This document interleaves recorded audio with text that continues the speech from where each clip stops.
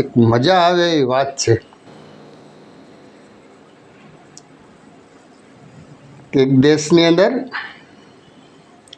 એક નકલી કોર્ટ ઊભી કરવામાં આવી અને 5 વર્ષ સુધી હાલી. નકલી કોર્ટ 5 વર્ષ સુધી હાલી. કાયદેસર બધાને ચુકાદા થતા.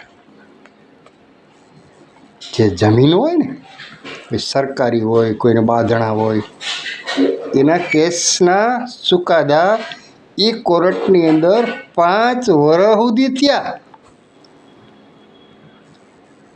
અને કોઈને ખબર નહીં.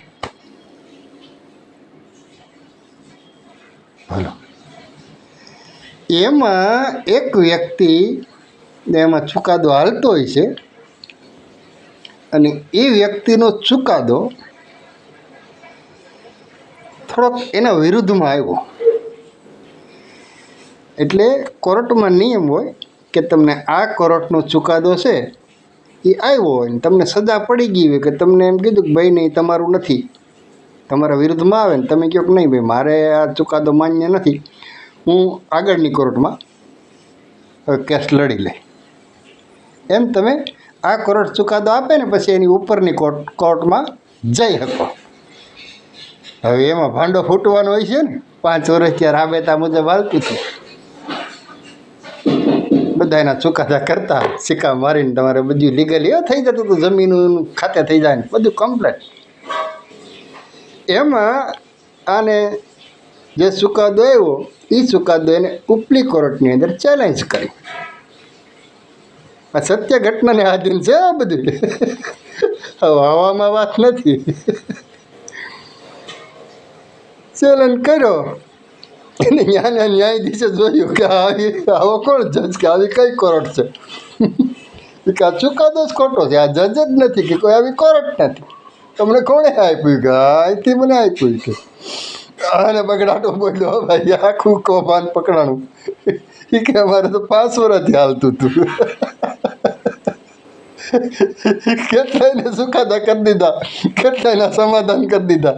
ને દાદા પૂરતા સમાધાન વાળાને જ લાવતા. આ સત્ય ઘટના છે અને કોઈ ફેક નથી. પણ મીડિયાવાળા છે ને દેતા નથી મીડિયાની અંદર, અને હવે અમુક વસ્તુ હોય ને એને છુપાવી દે એટલે પબ્લિકને ખબર નથી પડતી. પણ આ ગુજરાતની અંદર બીના બની ગયેલી અને ગાંધીનગરની અંદર લગભગ કોર્ટ હતી એમ કહે છે. એટલે આવી બધી વસ્તુઓ બને છે. જોઈને આપણે આનંદ જ આવ્યા કરે, એની વાત કરીએ ને તોય મજા જ આવ્યા કરે કે વાહ, બાકી બને 5 વર્ષ સુધી કોર્ટ હાલે અને ત્યાંના દેશની સરકારને ખબર ન રહી. કમાલની વાત છે ને. 5 વર્ષ સુધી ચુકાદો કરી જાય મફતમાં કોઈ જજ. આવું છે બધું. એટલે હર હર મહાદેવ. જે અલગ ધણી, સતર્ક રહેવું અને ચેતજો. ઉપરથી કોઈ ભગવાન આવવાના નથી.